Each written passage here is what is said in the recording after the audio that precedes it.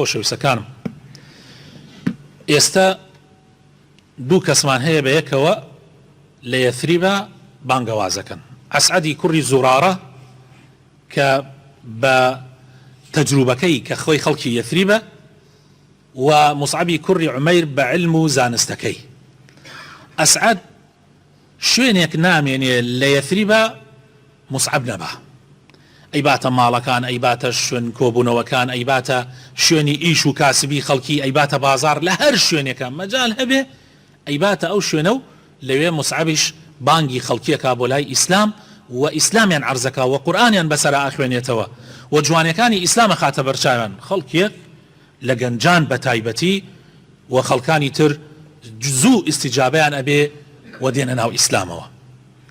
و ئەتوانێ مصعب بە جوانترین شێوە لە ماوەیەکی زۆر کەمە کەمتر لە ساڵێ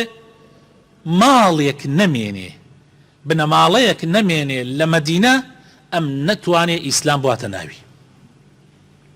کارێکی زۆر گەورەیە لە ماوەی ساڵێکە کەسێک بێت لە شارێکا وەکو ئەم ڕزگاری خۆمانە بگەڕێ شوێن بە شوێن ماڵ بە ماڵ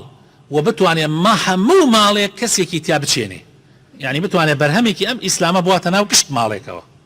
ئەم بانگەوازە کە تازەیە ئاخر ئێمە کشتمان مسلمانین ئەگەر یەکێ بێ یەکسەر وەریەگرین قسەکانی وەرەگرین بەس تۆ لە کاتێکا دینەکەت جیاواز بێ لە کاتێکا کە تۆ بت بپەرستی و ئەو بێت بڵێ ئەم بتپەرستیە حرامە و گوناحە و شیرکە و ئەبێت تەنها خوا بپەرستی و عەقیدە و بیرروباوەڕێک مخالف و پێچەوانەی عەقیدە و بیرروباوەڕی خەڵکەکە زۆر قورسە طبعا و یەک نمونەیەکی سەرکەوتووی ئەم پیاوە ئەگەڕم و عەرزی جەنابتان یەکەم ڕۆژێکیان طبعا ئەسعەدی کوڕی زورارە خۆی خەزرەجیە لە بینی ئەوس و خەزرەجا وەکو عەرزم کردن دژمنایەتێکی 100 ساڵە هەبووە حتا چەند ساڵێک پێشە خوێنێکی زۆر لە بینان ڕژاوە ئەم ئەسعەدە ئەمەندە عاقڵ ئەبێ ئەتوانێ مصعب بووە بۆ ماڵی بۆ حەدیقە و باخی ڕئیس عەشرە یەکێ لە ڕئیس عەشرەتەکان دەمسبیەکانی ئەوس کە سەعدی کوڕی معاذە ئەیباد لە حەدیقەیەکی ئەوە خەڵکانێکەوە کاتۆ خەڵکی ئەوس یعنی ئەمە طبعا شتێکی زۆر نایابە تۆ بتوانی بڕۆی بۆ ماڵی دژمنەکەت و بانگی ئیسلام بکەی کە لە عەشایریە دژمنیەک بوون هۆکارەکەشی ئەوە بوو کە سەعدی کوڕی معاذ لە دایکەوە خزمایەتی کێ بوو لەگەڵ ئەسعەدا نەیەتوانی دەریکە کاتێک ئەم خەبەرە ئەگاتە سەعد کە ڕئیس عەشرەتە و هێنا زۆر پێی تێکەچێ ئاگاداری ئوسەیدی کوڕی حوضەیرە کاتەوە کە ئەویش هەری دەمسپیەکە ئەڵێ من لەبەر ئەوەی ئەسعەد لە دایکەوە خزمایەتیەکمان هەیە من ناتوان بڕۆم دەریکەم بەس تۆ بڕۆ دەریانکە چۆن ئەتێنە ماڵ ئەتێنە شوێنێک کە شوێنی ئێمەیە و ئەیانەوە مناڵەکانمان بخەڵەتێنن بە توندی ئوسەیدی کوڕی حوضەیر ئەچێت سەیرەکە بڕێ گەنج کۆبوونەتەوە لە مصعب و لە ئەسعەدی کوڕی زورارە ئیتر ئەم هەرەگاتە لایەن دەسەکا بە جبێندان و بە قسەی ناشرین یعنی ئەوەی کە دێتە دەمیا ئەیڵێ مصعبیش دانیشتووە بەڵام ئەسعەد پێڵێ ئەمە ڕئیس عەشرەتی قەومەکە یەکێکە لە دەمسپیەکان پشت بەخوای گەورە ببەسە و قسە بدە گوێ ئەوشەڵێ ئینشاء الله کە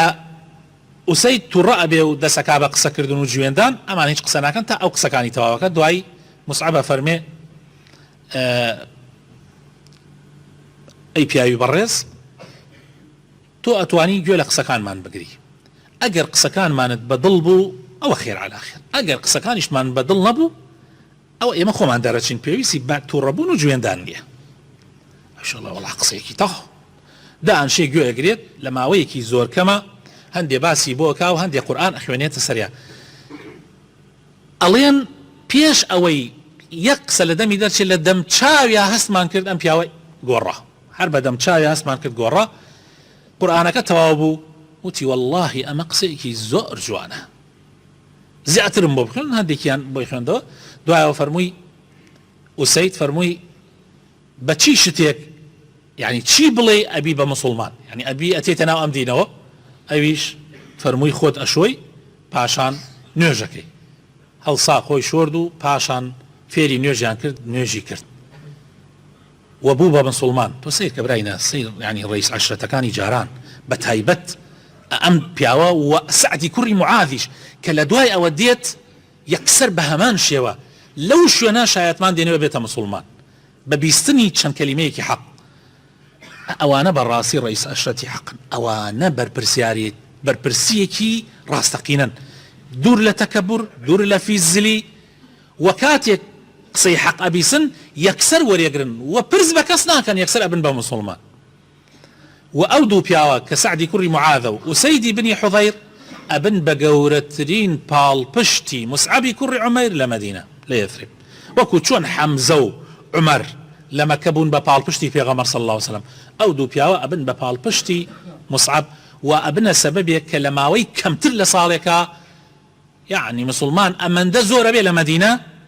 ماڵ نامێنێ مسلمانی تیانەبی. و مسعەب دوای ئەوەی مهمەکەی تەواوەکە و کارەکەی خۆی تەواوەکە پێش ساڵی یعنی پێش حەجی ساڵی داهاتوو کە کەمتر لە ساڵێکەکە دێتە خزمەتی پێغەمبەر صلی الله عليه وسلم و مژدە خۆشەکان ئەدا بە پێغەمبەری خوا صلی الله عليه وسلم و ئەفەرمێ وەفدێکی گەورە بەڕێوەیە لە حەجی ئەمساڵ دێنە خزمەتی بەڕێستە کە ئینشاء الله لە وتاری داهاتووە باسێک.